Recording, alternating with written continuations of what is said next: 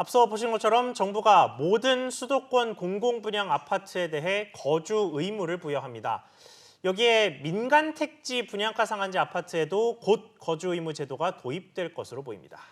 또 최근 국책연구기관들이 잇따라 증세 필요성을 밝히면서 증세 논의가 본격화되는 게 아니냐는 전망이 나옵니다. 관련 내용 알아보겠습니다. 경제부 정윤형 기자 나와 있습니다. 정 기자, 먼저 부동산 소식부터 보겠습니다. 국토부가 어제 수도권 공공분양주택에 적용되는 거주 의무 기간을 이 수도권 민간택지 분양가 상한제 주택에도 적용하겠다 이렇게 밝혔죠. 네, 이 민간택지 분양가 상한제 주택에 대해서도 최대 5년의 거주 의무를 부여할 방침입니다. 이 관련 주택법 개정안은 국회에 발의됐었는데 20대 국회에서 회기내 처리되지 못했습니다. 국토부는 새로운 21대 국회와 협의해서 올해 안에 이 제도가 도입될 수 있도록 적극 추진하겠다는 방침입니다. 이 법 개정은 의원 입법 방식으로 진행할 가능성이 높은데요. 177석의 압도적인 의석을 차지한 여당이 적극 추진할 것으로 보입니다. 네, 이 의무 거주 기간 대상을 민간 택지 쪽까지 확대하려는 의도가 뭘까요? 네, 결국은 투기 수요를 차단하고 이 실거주자 위주의 분양 시장을 조성하겠다는 겁니다. 최근 서울과 수도권 일부 지역 청약 시장에선 경쟁률이 세 자릿수를 기록하는 등 열기가 뜨거운 상황입니다.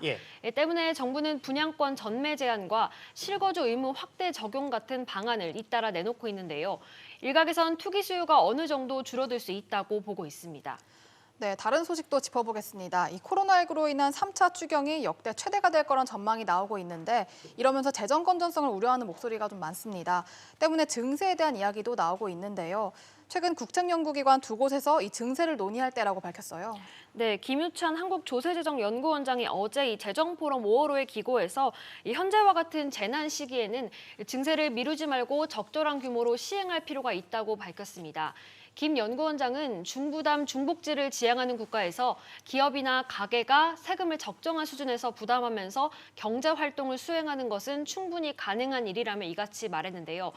그러면서 증세는 어려운 시기에 국민들이 고통을 분담한다는 의미가 있고 신인도 재고 면에서도 바람직하다고 강조했습니다.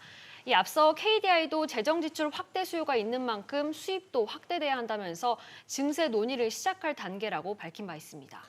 네, 그래서 이렇게 필요성이 대두되고 있는 만큼 본격적으로 증세 논의를 시작할 수도 있는 것 아니냐 이런 식의 전망도 나오고 있는 것 같던데요. 네, 김 연구원장은 구체적인 증세 시기와 방법론까지 제시하기도 했습니다.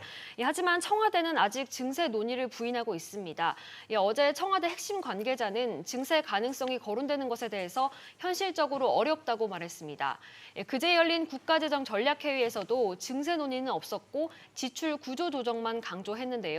하지만 세수 확충 없이 새어나가는 돈만 막겠다는 것은 한계가 있어서 증세가 불가피할 것이란 전망이 나오고 있습니다. 네, 정 기자 잘 들었습니다.